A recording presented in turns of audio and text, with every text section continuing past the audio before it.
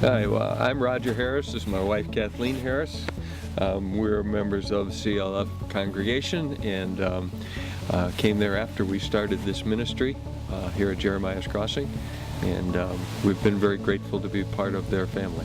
Jeremiah's Crossing is a therapeutic horseback riding ranch dedicated to helping people with special needs learn to ride a horse. So we serve people with cognitive, emotional, academic, and physical special needs.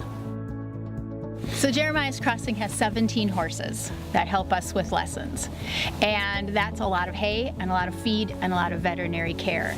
So we have offered sponsorships of those horses to people in our community. And CLF has been amazing in sponsoring first Star until we lost him last year. And now Alan, who's become a very integral part of our team. So thank you, CLF, for being part of our team and being a sponsor of our horses. Our story started 10 years ago when God started telling us that we needed to be involved with children. I have the reputation of being a kid magnet, and his joke was always, I'll be bringing kids in the house until he's 80. And we discovered a love of horses, a mutual love of horses, and so then the picture kind of turned to how do you combine the children with the horses? How does that work? That'd be so cool. And we really started trying to listen to what God wanted, and he kept kind of giving us little hints, and eventually he told us that the time is now. We knew he had something more for us, and we started looking for this place, this amazing place that we thought would be 20 acres, and it's 138 acres. And God just kept providing for us. And so God has just been generous, but then so have all the people around us.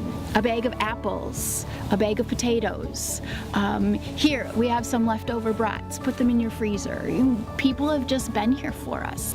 You know, generosity comes really easily when you see the looks on the faces of the people who come here for lessons. When you say to them, we don't charge for lessons, and you hear this incredible sigh of relief on the phone, those are amazing moments.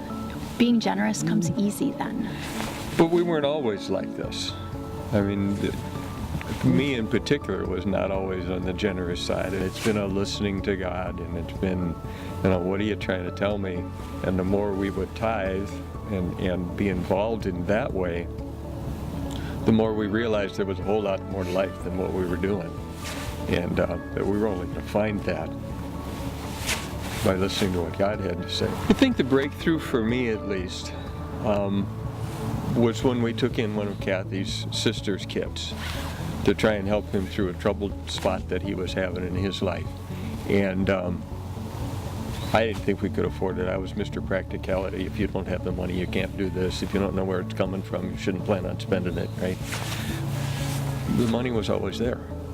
And then when we went to adopt Walter, it became even more clear, because once again, it was, we don't have the money to do this. There was no way we could afford to go to China and get Walter. That was not going to happen.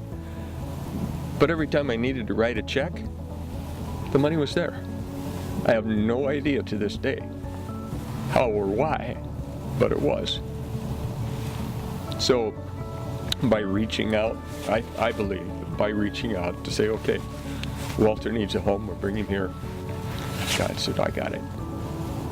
Don't worry about it, I got it. And this place proves that every day. I have found that we've learned a lot about generosity when we didn't know we were being generous. We have always thought we were just doing what God called us to do. Why did you do that today? Because God told me to. People started telling us we were being generous, but we never saw it that way. We just thought of it as these baby steps. It's just a testimony to what God can do if you just give him the clay to mold.